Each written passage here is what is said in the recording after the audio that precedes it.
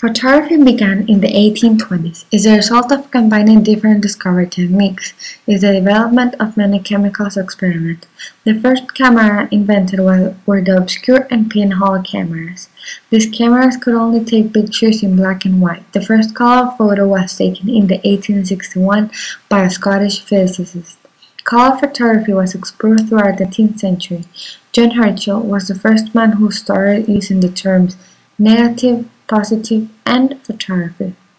The development of photography throughout the years has been changing since cameras used now are much more technological than they were before.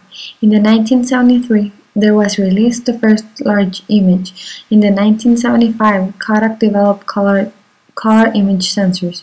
In 1986, there was more technology, so the world's first megapixel sensor was created. As the knowledge of using these cameras and technology was increasing, digital photography was invented. It is a form of photography that uses digital technology to make digital images of subjects. Through this very successful process, digital images can be displayed, printed, stored, and manipulated.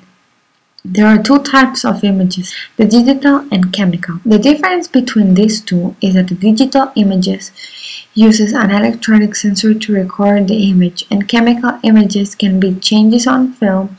This one can be manipulated because it involves film and photographic paper, while digital imaging is highly manipulative.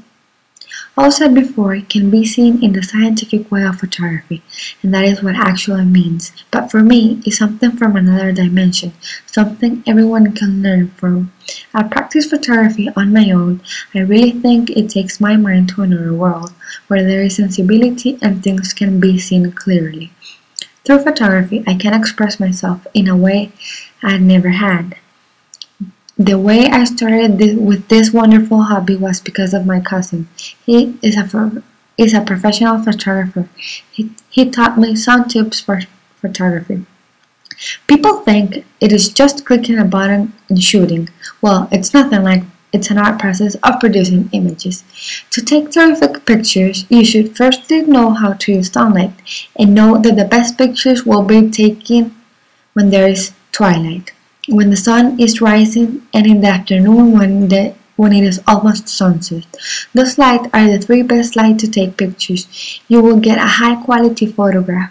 The tools that I need is only my camera, because I'm just starting to learn and practicing. Even though I've been practicing for more than 2 years, I still practice with a small camera of 7.2 megapixels, because I think it's the best way to learn well. So the only things I really need is my camera and light.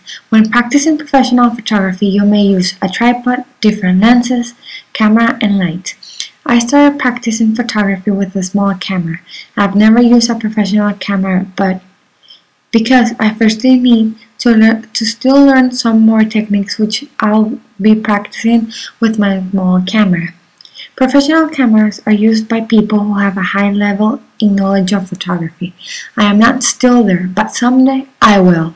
I really enjoy taking pictures of meaningful objects. I choose things that will transmit a meaning to any person that sees it. I normally take pictures of beautiful flowers and the animal I like, or even shells in the sea. To practice photography, you need to know